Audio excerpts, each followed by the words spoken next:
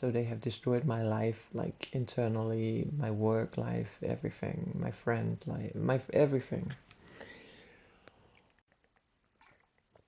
my student life as well. Um, yeah. So my life has not been easy, and why am I not just bitter and like they are? Like, some of them like are, you know, sexually abused in childhood, like my old friends. And they weren't even that bitter when I met them. They were actually doing a whole lot better when they were 15, 16, when they were 20. But life in those years took its toll on them. They made some bad decisions, and they glamored like money over doing the right thing. And money and prestige, doing prestigeful things instead of doing the right thing. Like I've talked about my friend my US friend, like she had an affair with a married man, and even this many years after, she complained that she became an alcoholic because of him. Like he turned her literally into an alcoholic. Every friend she had told her to dump him. We did everything in our power to tell her to dump him. But she wouldn't. She saw like this life with these restaurants, and these were like probably just medium, like expensive restaurants. Like, the next class over like McDonald's and Burger King. Um, so, he probably went to all the expensive restaurants with his wife. And she was just a mistress. And he, probably shared, I don't know, but I'm pretty sure he shared her with his friends also, and so it was a kind of abuse that developed over the years, and she became bitter, but all she had to do was dump him, and her entire life could change. But she couldn't dump him. I don't know if she was hypnotized as well. I have no idea. But I don't think so actually. I think she really did get obsessed with this lifestyle that she became a part of, partly, and she identified with it, and she couldn't see through like that it was all on the wrong, that that having an affair with a married man is a bad move, and it's the wrong thing to do, and it's not going to give her anything she wants. And I think that, sometimes doing the right thing also gets us into a lot of trouble. I mean, I probably lost several jobs for doing the right thing. So it's not like it's always that glamorous either to do the right thing. Um, but it keeps your soul pure, and it keeps our mind pure. Um, and I think that is why I am not really all that bitter. I'm hurt, uh, but I'm not bitter because I cut people off when they hurt me and harm me. I Sometimes it's taken a long time until I have realized it and I've seen it, but from then I have cut them off and cut them out of my life and not given them access. And then that, they have stalked me and harassed me for 30 years, so be it, but they have never had access to me, not in that way that they wanted. And I have focused on my life, on creating my you know even though I had no friends for I think for three years. It was before I joined the organization for mental health users, for um, users and survivors of psychiatry. Um, I think I went to the theater at least once a week. I have theater science as a minor. It's just this side, what do you call it? Like my minor is philosophy, but the third year you have to choose something else, and I chose theater science. Um, and um, and it was pretty good. Uh, so I've always just done things on my own. I mean, if people didn't want to go, I just did it on my own. And I got used to doing things on my own because people continued to trash me and stab me in the back with my friends and but still I try to have a good time no matter where I am or what I do or how bad things are or how much people hurt me. It's better to go out and have a good experience on your own than it is to sit at home and be hurt because someone hurt you. I don't care what people think when I show up alone. Now it's normal today, but maybe 20 years ago it wasn't that normal to go to the theater on your own. I mean, other students would because they had to to pass the exam. So there would be, students around, but today it's far more normal. People go to the movies alone. Even we have a politician who says, "Well, today I'm off to the movies on my own, popcorn and everything." So it's become more popular, and it's sometimes there's so many things we don't do. We wait around for like our partner or friends to you want I kind of like to go out, so I'm like, oh, do you want to go here? Do you want to do this? Do you want to do that? Do you want to go to a museum? When it comes to women, mostly the reply is, oh, I can't afford it. Okay. When it comes to men, yeah, they can afford it, but they want sex. So, yeah. And I think in general, on average, women could afford it, but maybe they just are so much more into hair, nails, and makeup and clothing that I am. I could, like, how could I afford it? I was a student. Mm, But I made space for it in my budget. And and also I got really good prices because they gave good student discounts. Um, but I think trying to do some of the things that you enjoy and the things that you want, even if you have to go on your own, do it. I mean, crashing out at home and just getting depressed. I mean, because in so many cases, the people that we know, the people that we love, they don't want to do the same stuff we want to do. They don't want to go and watch that movie. I mean, they hate love movies, so they hate movies and theater shows about psychiatry. I want to watch every one of them about psychology and psychiatry. I mean, I think those are the best. But I don't have a lot of friends with the same interest. Not even my friends within psychiatry cares to watch these kind of movies and shows. Uh, but I mean, there's probably a group of people who really enjoys those. But oh,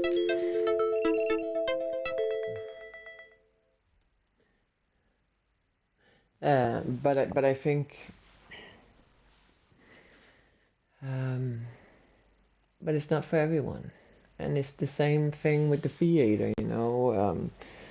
I like to go to the small theaters, the experimental theaters, and see what the new trends are. And I have my own favorite theaters. You sit on a bench, and my cafe friends, they like comfy, and they're not very comfortable sitting at a hot raw bench. So they're not gonna go for that.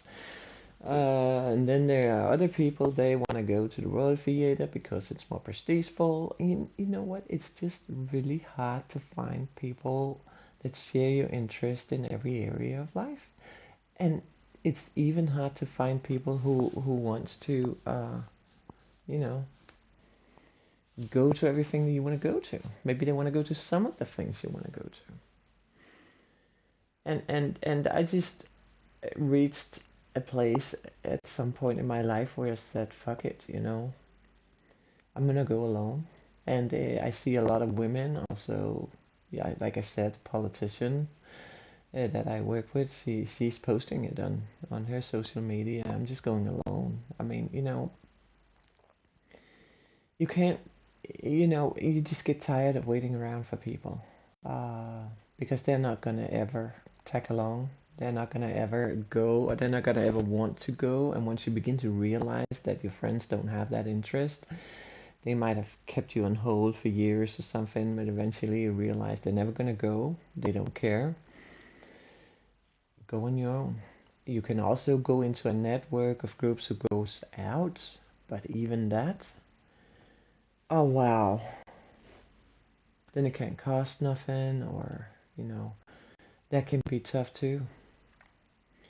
Um, People don't show up. They all like bail, like on the day you're there, you stand there, you wait for 5 people, and you're the only one there, and everyone is texting, oh, it's got delayed. Oh, I'm sick tonight. Oh, they come up with all these bad excuses. I mean, it's happened to me many, many, many times when I was a part of these kind of groups. I mean, people don't have, I think it's also the big city.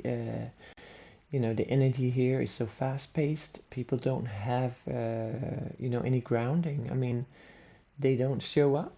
They don't know how to show up. They don't have any integrity. They just waste other people's life by making agreements, making appointments, and then not showing up. I mean, for me, it would mean going out on a Saturday night or Friday night.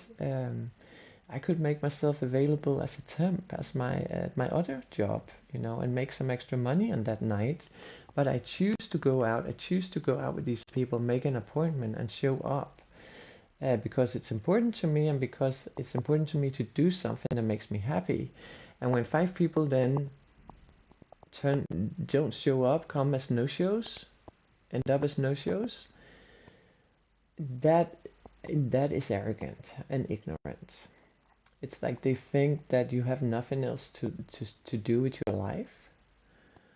Um, so there's also a tendency in the big city to the fact that people take other people for granted, like in ways that, like in smaller in other towns or other parts of the country, the more provincial parts, this is not the case. Um, this is not the case. Then if you go to the other parts of Denmark, I would say I can probably count on one hand like the times that I've canceled in my life. Like everything, doctor's appointments, appointments with friends, any appointment. I think I can count it on one hand. I mean, a cancellation is not really an option. If you made an appointment, you're gonna like get there unless you basically are dead or in the hospital. You don't just cancel because whatever. Oh, I'm too lazy to get out. Oh, I just now my daughter just called and asked me to go to Sweden tomorrow. Of course, you would understand that. Not exactly, because I said no to going to work tonight, or at least I made myself non-available. So that cost me like what, $200 or something if I had gotten a shift. No, I don't think I really understand why I should lose $200 so you could get a free trip to Sweden. You can you can pay a fucking $30 and go to Sweden on your own. Excuse me. Um, but you know, and I am in a place now where I don't. I no longer I can't. I mean, I think it has been Copenhagen has always been like this, but it's gotten worse. It's gotten a lot worse. But it's always. I mean, I had some friends here that were very stable. They would never miss an appointment. So people more like myself, um, who would never cancel, because they have integrity. No, I don't know. I'm going through some tough times, and Oh, nice. And yeah, I try to keep my mood up. I really do. It's not always easy. Sometimes, some days I just wanna. We had this show in Denmark. It's called Matador, but it's a show. It's depicting. It's very famous and it's run on TV. I think they made it in the 60s or something, and it's run on TV over and over throughout all generations. And it's still kind of like relevant, and it's kind of amazing. But it's depicting like the wartime back in Denmark in the 19 maybe late 30s and 40 early 40s. And it's depicting different, like there's also some political movements going on there, and women began to work and have their own income and become independent, start their own businesses. So they were, and it kind of, and they were, we follow these upper class people, and we follow these the staff. We follow the middle class people and the working class people, and like how they and how their life changes also during the war, maybe even after. I don't remember. And it is it's just incredible. But one of these like maybe higher upper class people, maybe higher middle upper middle class people or something. I don't know. Is it? Or maybe upper class. I don't know. But they're in the better end. His wife is, of course, she's a homemaker, and she's always like, she's called Mode, and she's always, she has like a problems, she has a mental health problem. She has a nervous system is very vulnerable, so she gets upset very easily, and everything like distracts her. So every time she gets distracted, she's like, "Oh, Hans Christian, I gonna go to bed," and then she goes up to bed and lies there for a couple of days or something. And people think that she was so hilarious because she always had to go to bed. And I've always been saying, I suffer a little bit from remote syndrome. Sometimes, some days, I just like to stay in bed and you know and not face the world actually, because the world is just too tough, and what goes on outside my windows I don't really want and need to know. I don't, you know so I'm not that bad at all. But some days I get, up, and I really just want to pull the mode card and stay in bed. I get up, I have a decent day. But I get her. I definitely get it. But it's not everyone who gets it. But I definitely get it.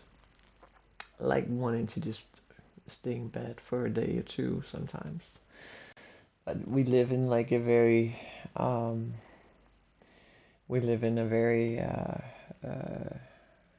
efficient society, and we have to be productive. So we can't just pull the mode card like once a week or something. I don't know how often she did it, but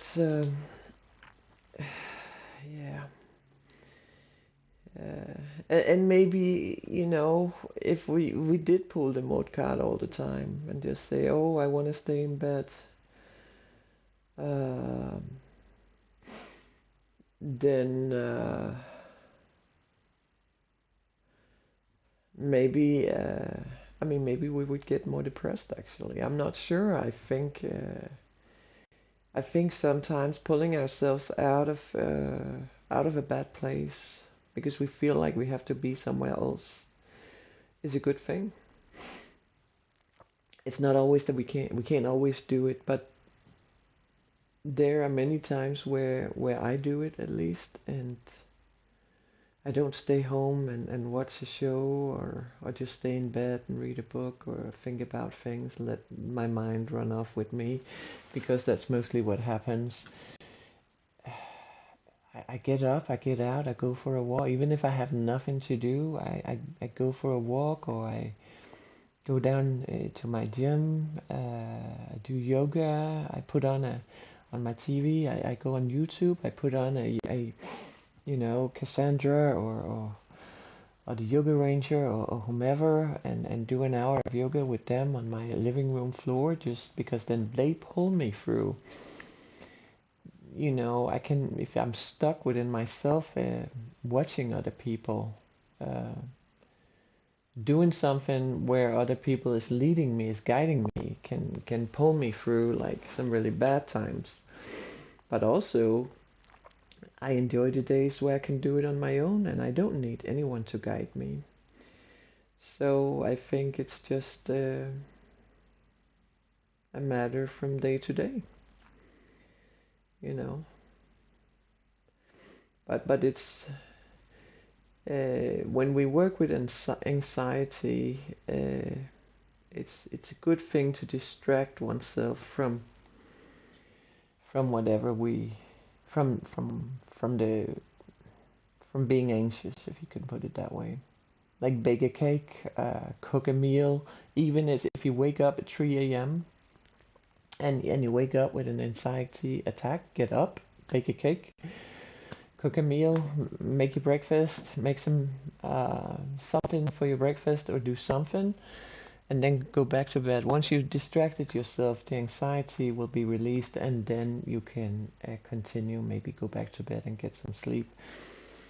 And this is how my psychiatrist have taught me, not because I didn't actually suffer from anxiety attacks to begin with, but I experienced it as part of my withdrawal symptoms when I got off my medications. Yeah, when you're on psychotropic drugs, the release time for it is it has an extended release time, and that also means when you get out of it, it has an extended release time. So it works for a lot longer. And if you stop today, maybe in 3 to 6 months, you will. After 3 months, you'll begin to experience withdrawal symptoms, and up to 6 months. And then panic attacks, anxiety attacks was some of my withdrawal symptoms, and I worked through that by distracting myself in every kind of way. Just you need to have a plan for what to do when it happens, and then stick by it and do it. So, but that's why it's incredibly important if you do withdraw from your medication that you do it with a professional alongside, because you cannot know yourself if what you experience is symptoms like that you are relapsing, or if it's withdrawal symptoms, or if you are actually maybe suffering from a new diagnosis. So I think a lot of people do. I know a lot of people who've done it with their doctor, who has with their regular physician, who has been able to also tell them that this is withdrawal symptoms. You need to hang in there, and you need to this and that, and maybe they get something for the withdrawal symptoms as well. So that's possible. But there's a lot to discuss and talk about when it comes to mental health, because it's something that we don't talk enough about. So many themes. So yeah, well, that's good. Yeah. Well, I'm just gonna sit here for a little while. If you have any questions, you should be welcome to bring them up.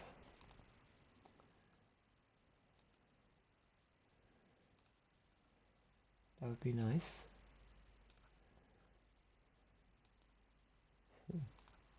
Yeah.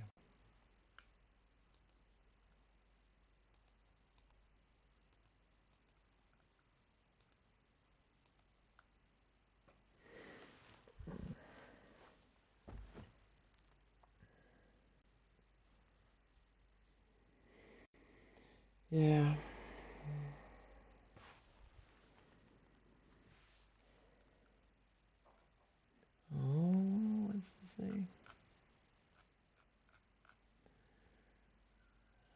people are locking in. That's nice. If you have any questions, please put them in the chat. That would be nice.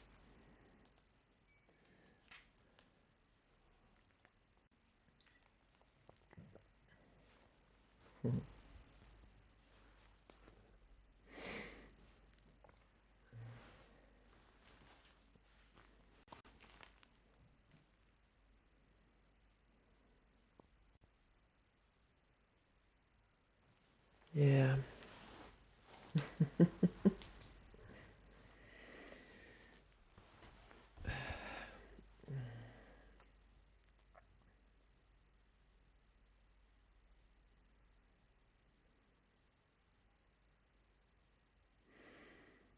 Mm.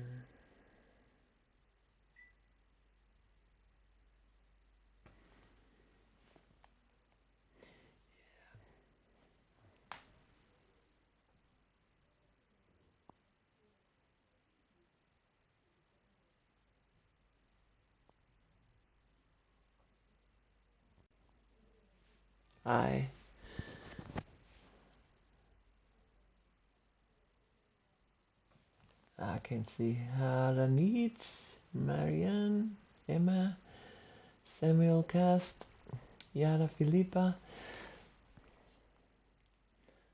Oh, yeah. Please hit the heart, tap the screen, join my fan club. It'd be nice. And if you have questions, please bring them on in the chat. That would be so great.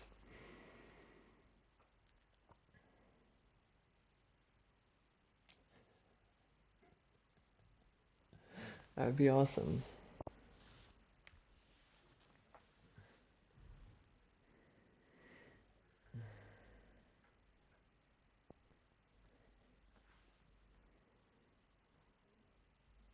Mm.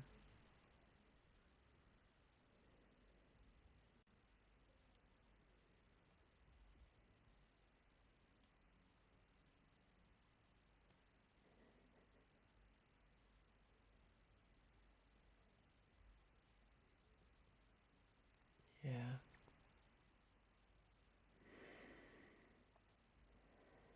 Wow. Hi to Emma. Des. Oh, wow.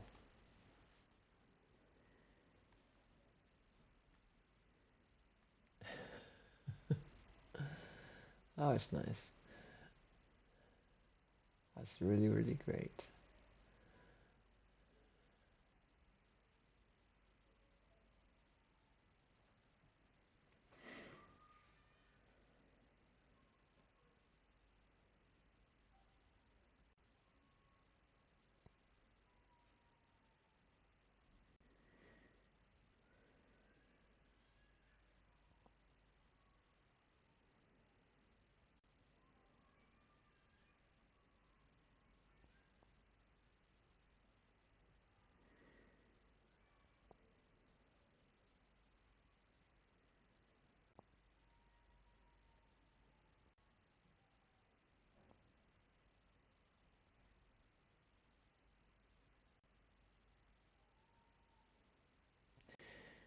Yeah.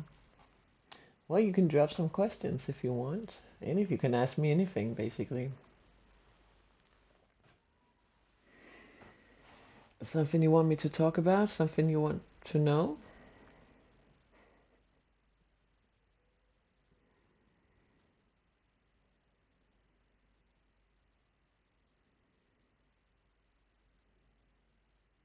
That'd be great.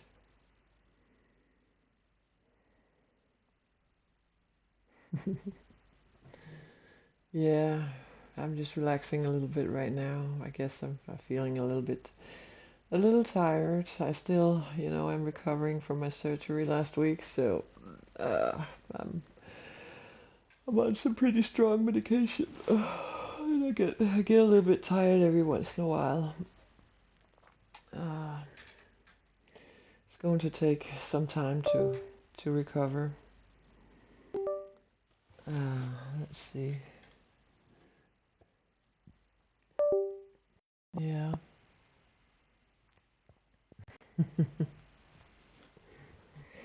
That's great.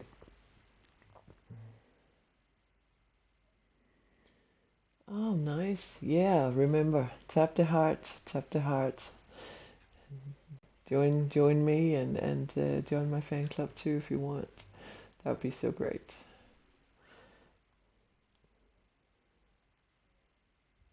Yeah, tap the plus sign. Oh, thank you, thank you, thank you, thank you.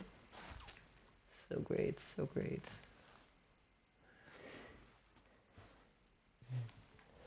It's perfect. It's perfect.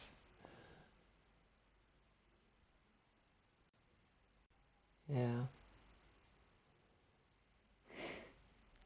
So I'm just chilling a little bit here on my couch because oh, thank you, thank you. Please tap the plus sign. What stalking has meant, and that's the price I have paid for the stalking in my life. So, and what I hear is they're angry that I am still pretty joyful in comparison to them. Yeah, it's not a big surprise because what I do is try to focus on making my own life interesting. And what they do is trying to focus on destroying other people's life.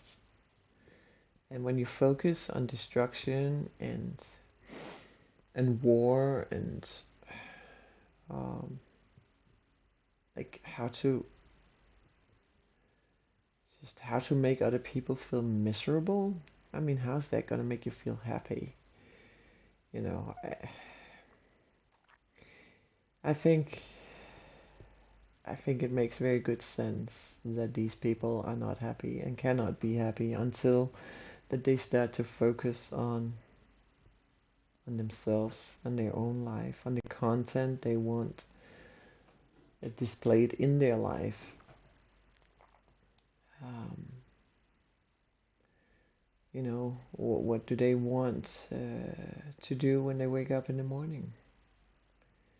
What do they want to do a year from now? What parts of themselves do they want to develop? Like if they're jealous, okay, find a therapist, deal with your jealousy because jealousy, I was jealous for a while and I know jealousy hurts. I know it's a strong feeling and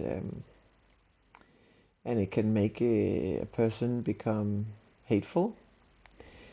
So if a person is dealing with jealousy, they need to strategize like how am I not gonna feel this way tomorrow? Okay, or the day after. And if that's not possible, then you need to make it a little more long term. How am I gonna deal with this so this feeling is not running my life?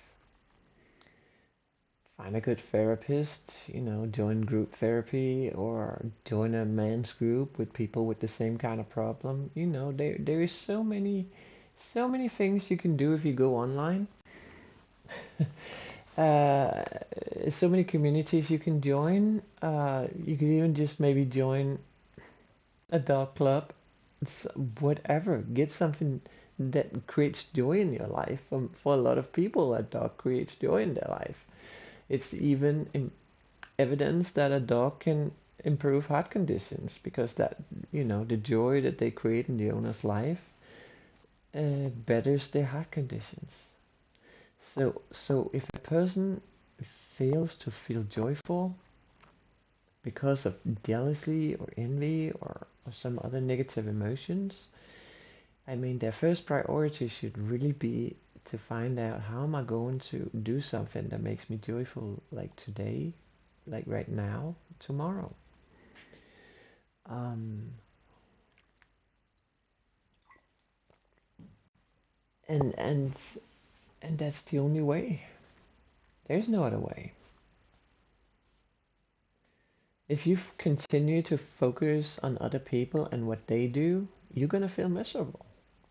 If you focus on yourself and what you're gonna do that makes you joyful, it's going to eventually create some joy in your life. And even though I have these stalkers all around me and everywhere I travel in the world, it's been hell. I still try to focus on, getting my bookings right, getting my tickets, finding a hotel. I backpack, so I don't have really anything planned. I have, maybe some things planned, but in India, nothing really runs on a schedule like the bus system does, luckily. But nothing, nothing else really runs very. I mean, you can write an ashram and you can say, maybe I'll be there around, the second week of July, and they don't answer, and they pretend like they never saw you. Like you write them again, like, did you get my message? And there's no answer. Okay, so you get there like in the second week of July at some point, whenever it fits into your traveling, because you never really know in India, things can take days and days. I've been on a train that was like 40 hours delayed, and that's just India. Uh, it doesn't matter, they'll feed you 3 meals a day while you're on it. So if you're on it for a couple of days, you don't really, it doesn't really matter if it takes a few days more or less in India. They'll feed you, and as long as you keep paying, of course. Um, but I think most people have that part planned. So yeah, so you show up second week of July, and they're like, "Oh yes, we're expecting you. Your room is there and there," and you're like, couldn't you write me then? You expecting me? No, no. But that's how it works. That's how it works. Um, and yeah, so just jump into it. Do things that makes you happy. Okay, had they not been expecting me, let's see. Ooh, interesting. Had they not been expecting me, uh, and had they said, we're full. There in India, there's like, so many guest houses, hotels, accommodation in all classes. In this area where I went, there was yoga teacher training also in all class, in all, like, drop-in classes and at all levels and stuff like that. So it's not a big deal. You can just go somewhere and do the drop-in classes 4 times a day if you want to. 2 times a day. It doesn't matter. You can do the same thing. It was just, if you wanted the experience of an ashram, fine. Okay, next time you try a different one, you plan it better. If it's that important to go, maybe you could even have planned it better the first time. But for me, it's, I just take things, it wasn't the end of the world to me if they were not going to accept me. I just thought it would be nice experience to try, just to stay at a yoga ashram. And I did. Um, and it was a nice experience. Uh, and they were expecting me, even though they didn't tell me. So, um, but I think it's, I had very little in my life. I had so much injustice done to me throughout my life because of this stalking and because of the people, turning against me. For I don't know why they have done it. Even at my studies, people failing my exams, even though over and over, even though I had other teachers look at them, they said, I just passed an exam. It's basically identical to this one that you did, and you should have had a higher grade, and you should have definitely passed. It's even been run officially by other universities who said I should have passed the written exams, and then they sent it back to evaluation, and it failed again uh, at my university. So, this is kind of how it's been done, and it's just, so unjust. I have a right to take an education. The teachers get paid to teach me, and get me through my exams like any other student. Um, so so this is our rights in Europe and the West in general. Um, well, it is our rights. There should be no sexual assaults or harassment or anything like that. It's not the teacher's right or anybody's right to have sex or sexual encounters with any person that does not want to, and especially not someone who is in a position of power towards the student. I know it happens. I also know it doesn't always turn out in the best kind of ways. I would say mostly it does not turn out in the best kind of ways. So yeah, but I just stayed neutral to begin with. I didn't respond to his attempts to get me to flirt with him in class and stuff. But you know, just, I focus on my life, and I don't really worry about him, or I don't worry so much about the other stalkers. Okay, so I've been told they come from the Middle East and this and that and blah blah blah. Some of them like to the problem originating back to the U.S. But they're not. I mean, they're not of much interest to me. They have done me wrong. They have wronged me in ways so badly you can't even imagine. I can't even imagine, I don't think.